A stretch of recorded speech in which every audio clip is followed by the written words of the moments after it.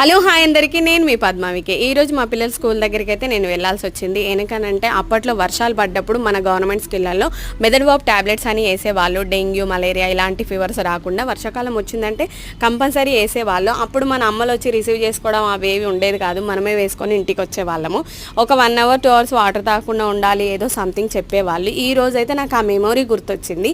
ఈ స్కూల్లో కూడా వేస్తున్నారనమాట. ఇంకా ఇప్పుడున్న జనరేషన్కి ఏంటంటే పిల్లలు మనం వెళ్ళి రిసీవ్ చేసుకోవాలి, వాళ్ళకు తగింది తినిపించాలి, దగ్గరుండి చూసుకోవాలి. మనకు అప్పుడు ఇవన్నీ ఏవి లేవు కదా.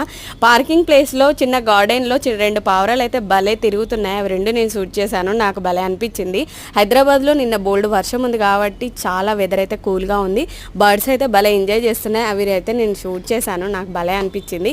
ఇక్కడ వీళ్ళందరూ కూర్చొని పేరెంట్స్ పిల్లల కోసం వెయిట్ చేస్తారు, కానీ నేను ఆ బర్డ్స్ కోసం అయితే అటు చూస్తూ ఉన్నాను అనమాట. ఆ స్కూల్ దగ్గరికి వెళ్తే వాళ్ళకు పెట్టిన బొమ్మలు అవన్నీ చూస్తూ నాకు భలే టైంపాస్ అనిపిస్తుంది. Part 2 కూడా ఉంది, టాబ్లెట్ ఎలా వేశారు ఆ వీడియో కూడా పెడతాను. నా వీడియో మీకు నచ్చిందా? నచ్చితే సబ్స్క్రైబ్ చేసి లైక్ చేయండి. Thank you for watching. ఇలాగే చూస్తూ సపోర్ట్ చేయండి.